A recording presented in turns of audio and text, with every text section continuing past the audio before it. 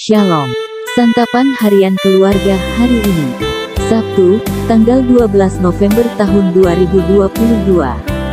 Bahan bacaan dari 1 Petrus 4 ayat 7-11. Dengan judul SHK yaitu melayani sampai akhir. Melayani dipahami dan disebut penulis surat 1 Petrus sebagai tindakan yang mencirikan hidup orang Kristen. Orang Kristen terpanggil untuk melayani sampai akhir hidupnya. Bandingkan ayat 7.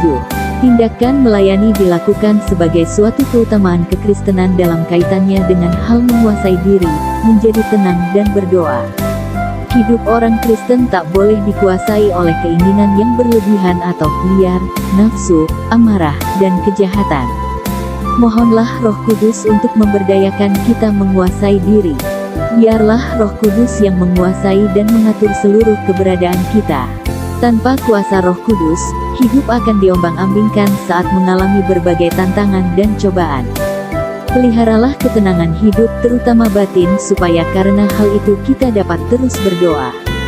Hidup orang Kristen menjadi utuh dan berkenan pada Tuhan bila dijalani dengan penguasaan diri, tenang, berdoa dan melayani karena kasih. Akta melayani dalam hidup kekristenan berdasar pada kasih Kristus. Kasih Kristuslah yang menggerakkan kekristenan dan karenanya kita menjadi bersungguh-sungguh melayani seorang akan yang lain. Kita tidak melayani agar dilayani atau mencari nama dan memperoleh untung. Akta melayani adalah panggilan yang tidak dibatasi kepentingan, waktu dan tempat atau keadaan karena berlangsung selama kita masih menjalani hidup. Melayani karena mengasihi menutupi banyak sekali dosa dan harus diwujudkan secara konkret. Memberi tumpangan seorang akan yang lain dengan tidak bersungut dan berbicara sebagai orang yang menyampaikan firman Allah.